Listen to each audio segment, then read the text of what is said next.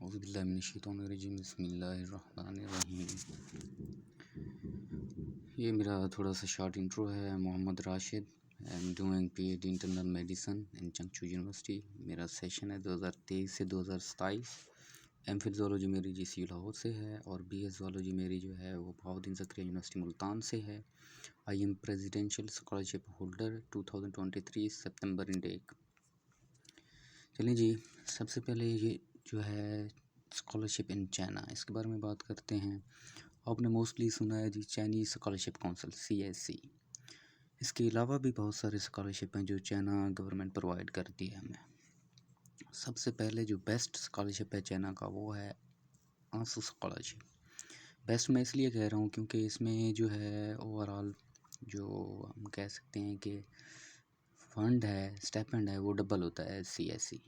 ठीक है, ये आई थिंक चाइना की 2 या 3 यूनिवर्सिटीज़ हैं जो इसको जो है आपको इस स्कॉलरशिप पे सिलेक्ट करती हैं। ठीक है, उसके बाद CSC है। ठीक है, CSC के बारे में आप सब लोग जानते हैं। ठीक है, नेक्स्ट है दलियान यूनिवर्सिटी ऑफ टेक्नोलॉजी, इसका भी स्कॉलरशिप है, ये भी सेम है CSC होता है। नेक्स्ट है जी NPU presidential scholarship, belt and road scholarship, Shanghai Jiaotong university scholarship. मतलब कि CSC के अलावा भी चाइना की यूनिवर्सिटीज़ बहुत सारे स्कॉलरशिप हैं जो कि चाइना की यूनिवर्सिटी खुद देती है। चाइना के डिफरेंट प्रोविंसेस की जो गवर्नमेंट होती है वो भी देती हैं अलग से। ठीक हो गया, आपने मतलब जस्ट CSC को फॉलो नहीं करना, आपने डिफरेंट स्कॉलरशिप प्रोग्राम को फॉलो करना है।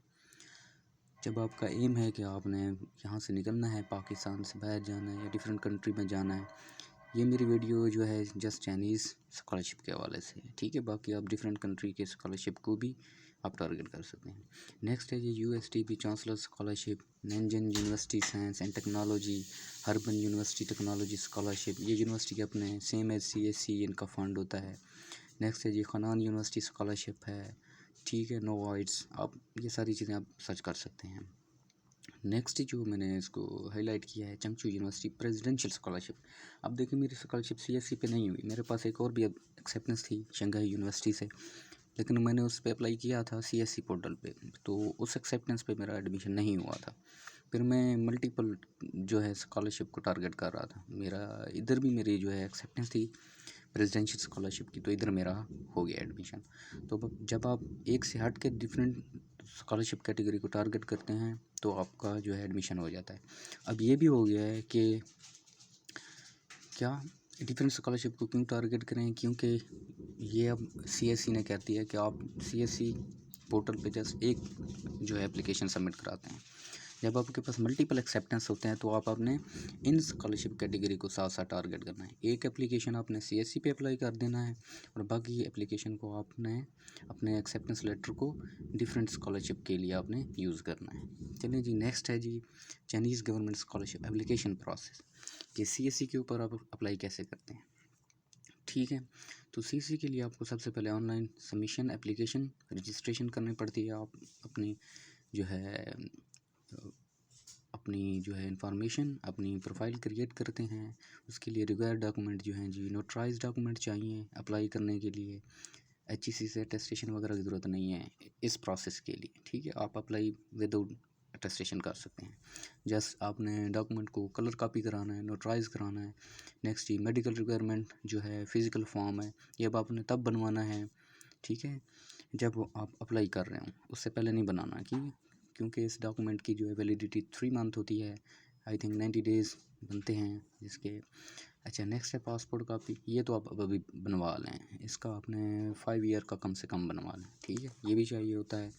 नेक्स्ट डिप्लोमा रिसर्च प्रपोजल चाहिए होता है, वो आप अपने जो है सुपरवाइज़र के मेजर फील्ड के रिलेटेड आप बनाते हैं। नेक्स्ट रिकमेंडेशन लेटर चाहिए होते हैं। रिकमेंडेशन लेटर आप कम से कम 3 बनवा लें, मतलब कि कम से कम 2 हों, 3 बनवा लें तो अच्छी बात है। अब 2 रिकमेंडेशन लेटर जो है ये आपके एसोसिएट प्रोफेसर के कम से कम होने चाहिए। असिस्टेंट प्रोफेसर का आपने रिकमेंडेशन लेटर नहीं लेना, और एक प्रोफेसर ऐसा होना चाहिए जो आपका प्रीवियस सुपरवाइज़र रहा है मास्टर में। ठीक हो गया। नेक्स्ट है इंग्लिश मतलब लैंग्वेज प्रोफिशिएंसी सर्टिफिकेट, आइट्स टॉफल, इसके स्कोर भी चाहिए होते हैं। कुछ जो फील्ड होते हैं, मेजर डिपार्टमेंट होते हैं। ठीक है, मोस्टली जो है आपका लैंग्वेज प्रोफिशिएंसी सर्टिफिकेट या इंग्लिश प्रोफिशिएंसी जो आप जिस यूनिवर्सिटी से आप लास्ट डिग्री करते हैं वहाँ से लेते हैं, उसकी बेस पे एडमिशन हो जाता है। नेक्स्ट है जी डिटेल रिज्यूम। नेक्स्ट है जी इंट्रोडक्टरी वीडियो बनानी है आपने 4 से 5 मिनट की, अपने आप को एक्सप्लेन करना है, आप क्या हैं, क्या कर रहे हैं, आपने क्या किया है, आप क्या करना चाहते हैं। नेक्स्ट है जी नॉन क्रिमिनल रिकॉर्ड सर्टिफिकेट, ये भी आपने तब बनवाना है जब आप अप्लाई कर रहे हो, ठीक है, इसकी भी वैलिडिटी है, ये भी डॉक्यूमेंट आपका एक्सपायर हो जाता है with in time. Okay, next process है जी डॉक्यूमेंट अटेस्टेशन, ये इंपॉर्टेंट प्रोसेस है। नोटराइजेशन जस्ट आपकी किसके लिए होती है, एप्लीकेशन के लिए होती है, सबमिशन के लिए, ठीक हो गया। नेक्स्ट है जी बोर्ड एंड IBCC, मैंने लिखा है जी मैट्रिक एंड इंटर, क्योंकि ये मैट्रिक एंड इंटरमीडिएट जो क्लासेस हैं, बोर्ड की क्लासेस हैं। सबसे पहले आप बोर्ड के पास जाएंगे, वहाँ आप फॉर्म फिल करेंगे, आपको कहेंगे कि आपने IBCC डिपार्टमेंट लाहौर में जाना है या इस्लामाबाद में जाना है। बोर्ड वाले आपके डॉक्यूमेंट तैयार करेंगे, आपको एक इन्वेलप बना के देंगे, आपने उसको ओपन नहीं करना। वो इन्वेलप आप IBCC के पास लेके जाएंगे, वो आपको अटेस्टेशन कर देंगे, ठीक हो गया। नेक्स्ट है जी HEC अटेस्टेशन, ये आप हायर डिग्री करवाते हैं, ट्रांसक्रिप्ट भी करवाना है आपने, और आपने जो है ओरिजिनल डिग्री भी करवानी है। BS की डिग्री, BS का ट्रांसक्रिप्ट, MPhil की डिग्री, MPhil का ट्रांसक्रिप्ट एट्सेट्रा। अब नेक्स्ट प्रोसेस है MOFA, ministry of foreign affair, ये स्टेप आपने तब करवाना है जब आपके पास एडमिशन लेटर हो, ठीक हो गया। HEC बोर्ड वाली नोटराइजेशन आपने करा लेनी है, नोट ऊपर वाली नोटराइजेशन करा लेनी है। HEC बोर्ड IBCC अटेस्टेशन आपकी मस्ट है, ये करवा लें, ठीक है, ये लाइफ टाइम होती हैं।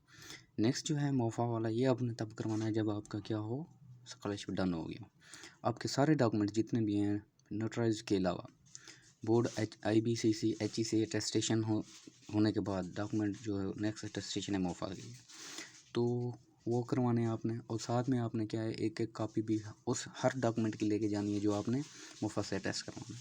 अच्छा, एक और इम्पॉर्टेंट पॉइंट है मिनिस्ट्री ऑफ फॉरेन अफेयर में अटेस्टेशन का, बोर्ड IBCC HEC के साथ साथ अटेस्टेशन के साथ साथ आपने क्या करना है, बैंक स्टेटमेंट आपने वो भी अटेस्ट करवाना है, जो कि आपके वीज़ा के लिए ज़रूरी होगा। नेक्स्ट एक और डॉक्यूमेंट जो है करवाना है आपने, वो है जी नॉन क्रिमिनल रिकॉर्ड, वो भी आपने मिनिस्ट्री ऑफ फॉरेन अफेयर से अटेस्ट कराना है।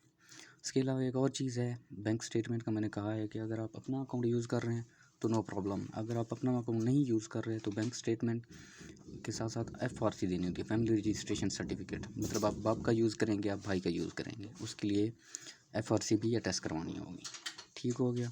एक और इम्पॉर्टेंट पॉइंट है इसमें, जो आप बैंक स्टेटमेंट देते हैं, आपका अकाउंट न्यू नहीं होना चाहिए, अगर न्यू है तो उस इशू नहीं है, न्यू अगर आपका बैंक अकाउंट है तो उसके साथ आपने मेंटेनेंस सर्टिफिकेट भी उस बैंक से निकलवाना होगा। अब अपने ख्याल रखना है, जो बैंक स्टेटमेंट निकलवाएंगे वहाँ पे एक तो कैशियर होता है, जो मैनेजर बैठा होता है, एक जो उस बैंक का ओवरऑल जो होल्डर होता है या बड़ा जो होता है बैंक मैनेजर जो होता है, हम उसको बोलते हैं, ठीक है। एक तो कैशियर आपको स्टैंप लगा देगा, आपने उनको कहना है बैंक मैनेजर की स्टैंप चाहिए मुझे, साइन एंड स्टैंप, ठीक है।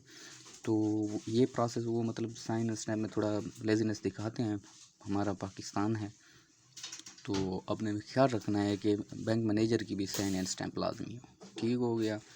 तो मिलते हैं नेक्स्ट वीडियो में।